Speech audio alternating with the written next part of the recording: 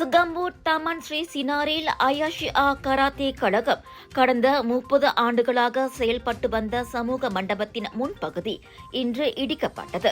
இதற்கு எதிர்ப்பு தெரிவிப்பதற்கும் இடிபாட்டை தடுத்து நிறுத்தவும் நூற்றுக்கணக்கான பேர் இன்று அந்த கட்டிடத்தின் முன்னிலையில் கூடிய நிலையில் கோலாலம்பூர் மாநகர் கழகத்தினர் கட்டிடத்தின் முன்பகுதியை மட்டும் இடித்துவிட்டு அங்கிருந்து காலி செய்ய 1 மாதம் கால அவகாசத்தை வழங்கிச் சென்றுள்ளனர்.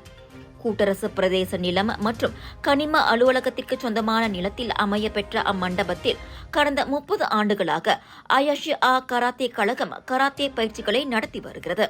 இந்த கழகத்தின் கீழ் பயின்றவர்கள், இந்த இடத்தில் பயிற்சி எடுத்தவர்கள் என பல வீரர் வீராங்கனைகள் நாட்டிற்கு பதக்கங்களை குவித்துள்ளனர்.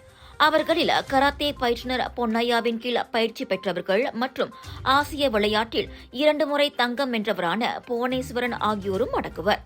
இப்படி பல சாதனையாளர்களை உருவாக்கிய இந்த கட்டிடத்தை உடைப்பது சரியா என கேள்வி எழுப்பியுள்ளார் ஐயாஷியா கராத்தே கழகத்தின் தலைவர் டத்தோத்தி மோகன். அதோடு இந்த கட்டிடத்தில் என்ன சட்டவிரோத நடவடிக்கைகளா மேற்கொள்ளப்பட்டு வந்தன?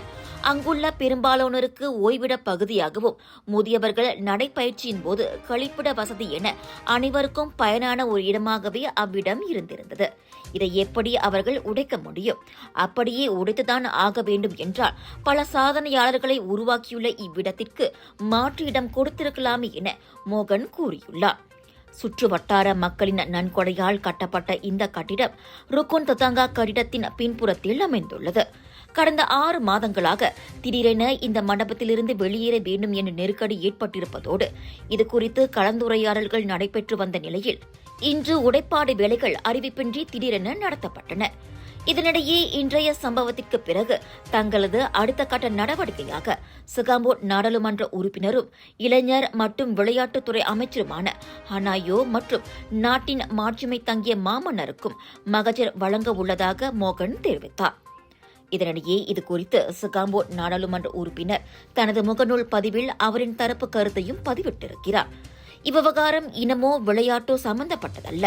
நிலத்தை மீட்க அனுமதியின்றி கட்டப்பட்ட கட்டிடத்தின் மீது மேற்கொள்ளப்பட்ட நடவடிக்கையாக இதை பார்க்க வேண்டும் என அவர் கூறியுள்ளார். இந்த நிலத்தை மீட்க கோலாலம்பூர் மாநகர் மன்ற அதிகாரிகள் கடந்த 1 வருடமாக முயன்று வருகின்றனர். பல அறிவிப்புகள் அனுப்பப்பட்ட நிலையில் அவை புறக்கணிக்கப்பட்டு மேலும் சட்டவிரோதமாக அவ்விடத்தை விரிவுபடுத்தும் முயற்சியில் அங்குள்ளவர்கள் ஈடுபட்டனர் என்று பதிவிட்டிருக்கின்றார் ஹனாயோ.